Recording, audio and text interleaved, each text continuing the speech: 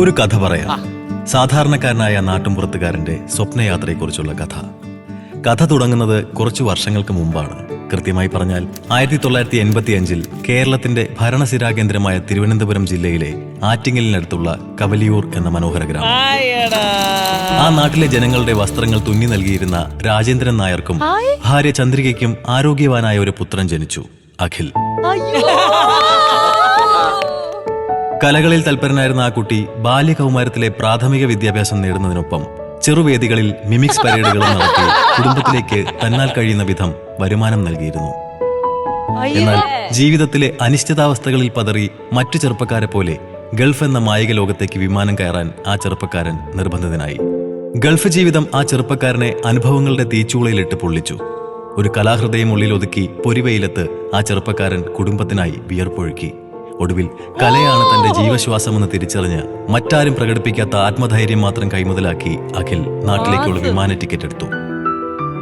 ചുറ്റുമുള്ളവരുടെ കുത്തുവാക്കുകൾക്കിടയിൽ കാര്യമായ വരുമാനമില്ലാതെ അഖിൽ നട്ടം തിരിഞ്ഞു. തുടർന്ന് ഷോഗൻസ്, നർമ്മകല, മാഗ്നറ്റോ, സ്കൈലാർക്ക് തുടങ്ങിയ എണ്ണം പറഞ്ഞ കലാസമിതികളിൽ സജീവ സാന്നിധ്യമായി അഖിൽ മുന്നോട്ട് നീങ്ങി. ആരെയും ചിരിപ്പിക്കാനുള്ള കഴിവ് മാത്രമായിരുന്നു ആ ചെറുപ്പക്കാരന്റെ കൈമുതൽ.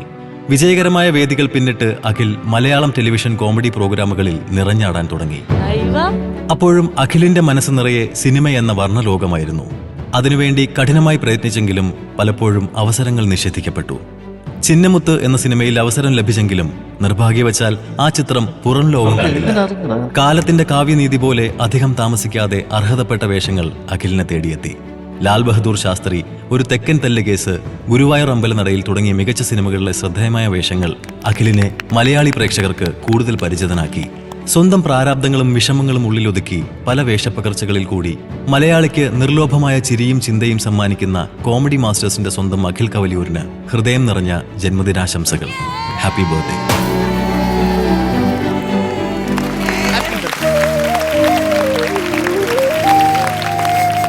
Happy birthday!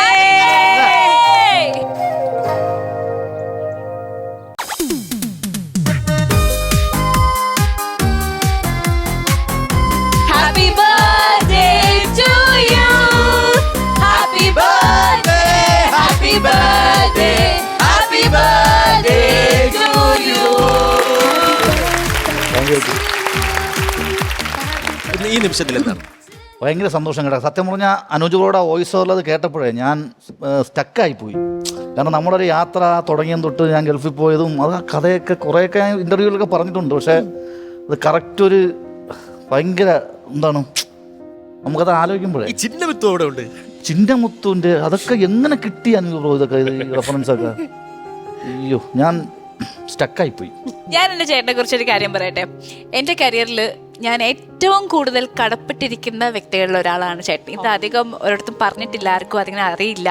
അതായത് ഇപ്പം എന്നിലെ കലാകാരിയെ നമ്മളിപ്പോൾ ഒരു റെഫർ ചെയ്യും, ഒരു പരിപാടിയിലേക്ക് റെഫർ ചെയ്യും, അതല്ല, ഐഡന്റിഫൈ ചെയ്ത് സ്പോട്ട് ചെയ്ത് നമുക്ക് ഏറ്റവും വലിയൊരു അവസരം തന്നൊരു വ്യക്തിയാണ് ചേട്ടൻ.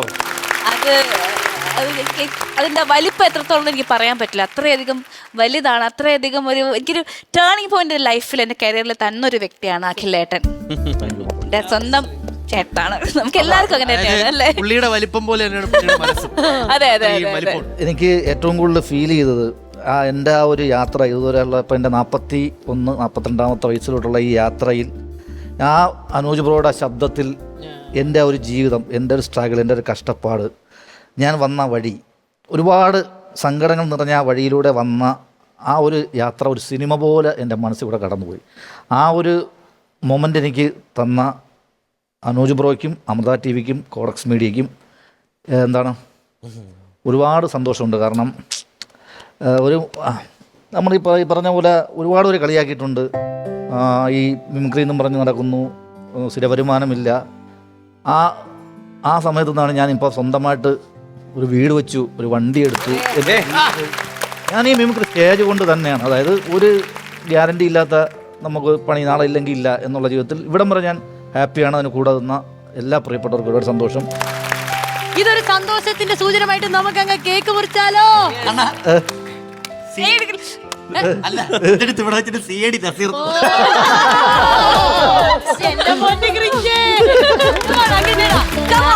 birthday to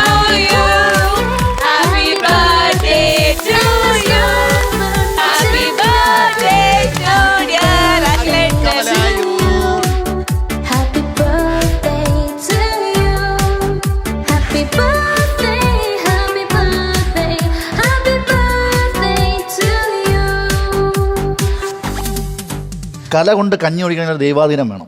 നമുക്ക് ഇപ്പം നമ്മളെ ഈ കൂടത്തിരിക്കുന്ന എല്ലാവർക്കും അതിന് പറ്റി. ഇനി നാളെയും അത് നമുക്കൊണ്ട് പറ്റട്ടെ എന്ന് മാത്രമേ പറയാനുള്ളൂ. ഒരുപാട് വലിയ വലിയ മോഹങ്ങളൊന്നുമില്ല.